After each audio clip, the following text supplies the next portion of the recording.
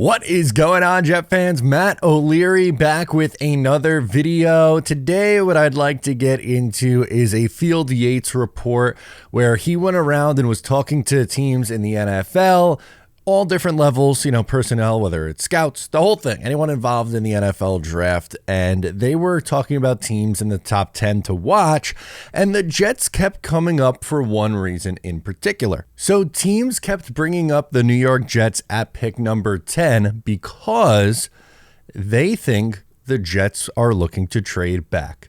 Now, that's not breaking news. We've talked about a lot this offseason why a trade back could make sense for the New York Jets. Granted, it's something that Joe Douglas has yet to do in the first round in his, 4 drafts so far, 2020, 21, 22, 23. Yeah, 4 drafts. This will be his 5th NFL draft coming up here with the New York Jets. But here's the quote: "The Jets lack a second-round pick and have a plan now at both offensive tackle spots following an active offseason. Given the number of teams that will be angling hard for offensive tackles early, could they be incentivized to move down?" Now, that's the interesting part, because you have to consider, right? You could have the opinion that you want the Jets to trade down and make a very, very strong case to do so. Part of that being they don't have a second round pick. It might be a good draft to do that because of the depth of the talent that the Jets would be looking to add, whether that's at receiver or on the offensive line, whatever. But you have to consider, what are teams going to be looking to trade up for? So normally, or most commonly, teams look to trade up for quarterbacks. Unfortunately for the New York Jets, it appears as the top 4 quarterbacks in this draft are going to go very, very early. And by very, very early, it very well could be the first 4 picks in the NFL draft. At worst case scenario, top 5. I think you get the 4 quarterbacks to go in the top 5. If for whatever reason, let's say the Arizona Cardinals stay, they take Marvin Harrison Jr., then I would absolutely have the Los Angeles Chargers as a team looking to move out of their pick at pick number 5. So if 4 quarterbacks are gone, even let's just say it's not going to happen, but let's just say in the top 9 picks, they're gone. Moral of the story, the Jets have the 10th pick, and I don't think a team's going to be looking to trade up for a quarterback unless someone... There's a bunch of teams right after the Jets. Minnesota has the 11th pick. I think they're going to look to try to get up higher because they also have pick number 23. But then you have teams like Denver, the Saints, the Broncos.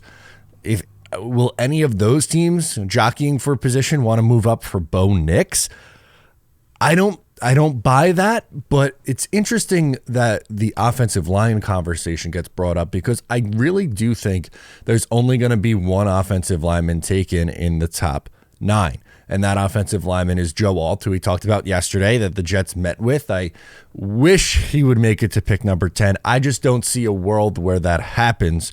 So if that's the case, would a team that is offensive line needy, specifically offensive tackle needy, be looking to move up to get the number 2 guy on the board, whether in their mind that's Olu Fashanu or J.C. Latham or Talisi Fuanga, whoever that is, maybe they'd be looking to move up.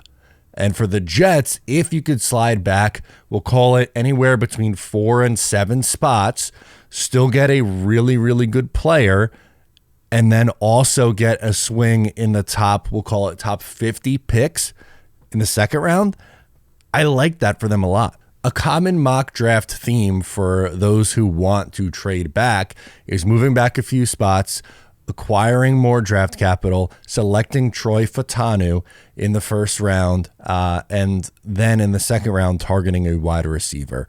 And in that second round, pick your favorite: Ricky Pearsall, Roman Wilson, guys of that caliber seem to usually be on the clock for the New York Jets in different types of simulators. Maybe you get lucky and Ladd McConkey falls.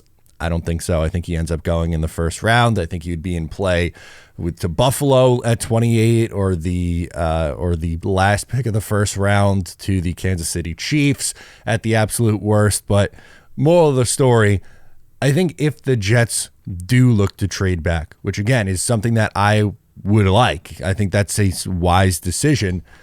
Targeting an offensive lineman still in the first round, using that second round pick on a wide receiver to help complement Garrett Wilson, to help add value to the room with Mike Williams is intriguing to me. Now, if they just want to stay there and pick the best player, do that. I don't have an issue with that. There's many, many ways the Jets could approach the 2024 NFL draft. The only thing I don't like is the sides that take this draw the line in the sand where it's like, I'm a Bauer boy, and if they go offensive line, I think it's the worst thing ever. Or draw the line in the sand and say that I'm offensive line, and I can't even see why some fans would look to draft a weapon. That's ridiculous. If you can't see why some fans would want to continue to add weapons to this offense, like a Brock Bowers or a trade up for Malik Neighbors, or even if moving down and Brian Thomas Jr., or A.D. Mitchell, like whatever, if you can't even like find a spot in your brain to figure out why that would make sense, I don't know how to help you. And then on the opposite side of the aisle, you have the people who are like, it could only be a weapon. How could they possibly take an offensive lineman? And you go, well, they don't have long-term answers at tackle. Their left tackle that they got is awesome, but he misses time every single year. And the Jets have had like the worst injury luck on the offensive line over the last 2 seasons. Like, you could make a very strong case for going offensive line. And that guy's probably going to play like, I don't know, especially if he could play tackle and guard, like Troy Fatanu, for example. How many games do you think he would play? 9 between all the different positions that he could play? Ends up playing 50% of snaps? I don't know. That's worth it. A high end backup offensive lineman that's going to be that's going to play half the season probably, and then be your long-term answer when you lose Morgan Moses and Tyron Smith in the offseason.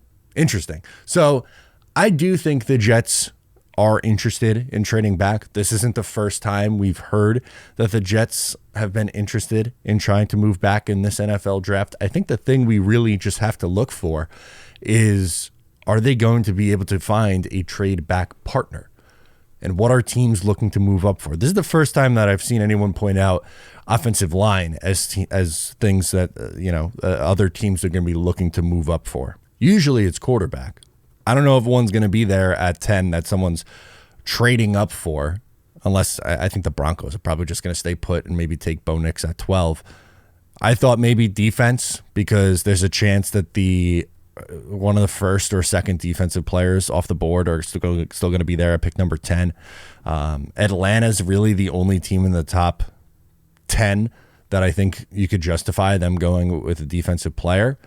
Maybe they are looking to move out because, for instance, if the Jets are trying to move up a couple of spots and maybe land Rome Odunze before he goes to before the Bears at pick number 9, then I'm 99% positive that they could swap with the Jets, pick 8 and pick 10, and still get the defensive player that they want on the board, Jared Verse, Dallas Turner, whoever, at that spot. But that's maybe a conversation for another day. We're talking about trading back, and if the Jets could find a partner to move back, I think it'd be a wise decision. Let me know what you guys think down below in the comments. Once again, I am Matt O'Leary. Make sure to subscribe if you're new. Give the video a like before you go, and I'll catch you next time.